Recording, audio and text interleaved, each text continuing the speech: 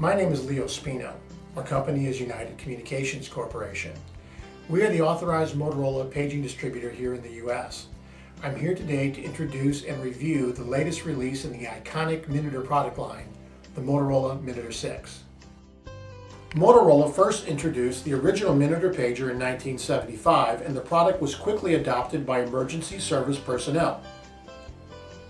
In the early 1980s, the Minitor II replaced the original Minitor, delivering an updated electronics package in a much smaller form factor. Over a 20-year period, the Minitor II became the dominant product and the standard across the country for emergency radio paging. In 1999, the first synthesized Minitor pager, the Minitor III, was released. Shortly thereafter, the Minitor IV, the first UL intrinsically safe rated fire pager, was introduced, with additional improvements in performance. In 2005, the Minitor V offered yet more improvements and was the first pager to offer a wide or narrowband performance option. Today, the Minitor VI arrives, solidly built upon almost 40 years of continuous improvement in the Minitor line, backed of course by Motorola's unwavering commitment to serve the U.S. emergency paging market.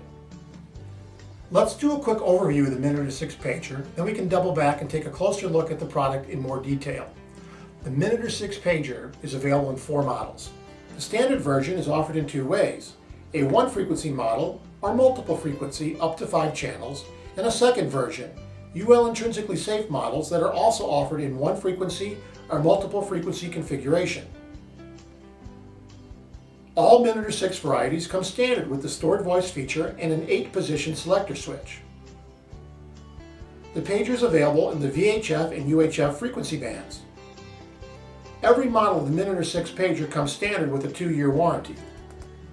When informed that there is a new Minitor VI pager available, the question asked by most in the fire service is, how does a Minitor VI compare to a Minitor V pager? So let's take this question head on with a more detailed look at some of the new enhanced features of the Minitor VI in a comparative mode with the Minitor V pager. The Minitor V pager was offered in a 1 or 2 frequency model. As discussed, the Minitor VI offers a 1 to a maximum of 5 frequencies. Stored voice was an option on Minitor V. Every Minitor VI model now offers stored voice as a standard feature.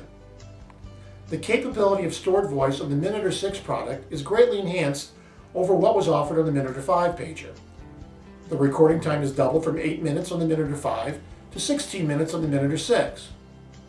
The ability to manage a stored voice feature is greatly enhanced by moving the controls from a simple push button on top of one of the knobs on a Minitor V to a more functional play, forward, rewind, save capability executed by using new controls now placed on the face of the Minitor VI pager.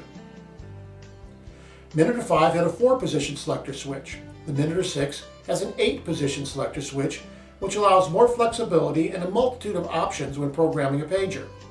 The additional switch positions allows a user to allocate up to 5 different frequencies with different audio, musical, or personally recorded alerts, plus a variety of vibration cadences and priority types, plus multiple scan combinations. The bottom line is the Minitor VI 8-position selector switch allows a significant increase in the flexibility and customization for each department or user. This is an excellent time to point out that the Minitor VI pager allows a user to access 5 frequencies, meeting the needs of 99.9% of all users, but does so without adding a display to the pager. We have always felt adding a display to a fire pager adds cost, complexity, and it can become a potential maintenance issue down the road. We know the dependability and warranty you get from your pager is important and very critical to you. The standard warranty on a Minitor VI is doubled to 2 years versus 1 year on the Minitor V pager. One of the areas we especially like in our comparison between the Minitor VI and Minitor V pager falls into the area of battery, charging, and the actual design of the standard charger. So let's take a look at how the Minitor VI and Minitor V compare in this critical area. Let's start with a simple basic difference. The Minitor VI uses a lithium battery and the Minitor V uses a nickel metal hydride battery. Although listed on the spec sheet with the same useful life, a lithium battery is typically lighter and has better performance characteristics. Frankly, it is just newer technology. One of the areas of concern on the Minitor V pager was battery fit and charging. A lot of attention was paid to this area when designing the Minitor VI pager. the small, let's call it a catch, was part of the Minitor V case that was used to secure the Minitor V battery in the correct position. If this catch was off just a tiny bit, either on the battery or the case, it could actually capture the battery and secure it to a point where you might need a tool in some cases to pry it loose. This element has been removed from the Minitor VI pager. The power connection between the battery and the pager have been moved from the top of the battery connecting to inline spring-loaded pins on the Minitor V to a more stable and durable connection on the back of the pager. In another great move by the Motorola Minitor VI design team, the battery lock was moved from the pager case to the battery. This is critical because pager users tend to keep their pagers for 10 plus years. Now every time you change batteries, you get a new lock. Another big win for the Minitor VI is found in the area where the contacts on the bottom of the pager connect with the charger. This area has undergone a significant design enhancement. An issue with the Minitor V was this connection was accomplished through 10 small holes that allowed the pins in the chargers to align and connect with the pager. These holes could get clogged up with grit or moisture and make it nearly impossible to keep this area clean or provide any field maintenance. It was nearly impossible for a user to keep these connections clean. On the Minitor VI, this area has been completely opened. The size of the contacts on the pager have been enlarged, and the area is now accessible for a user to do common maintenance to keep this area clean and working properly. This brings us to the charger itself.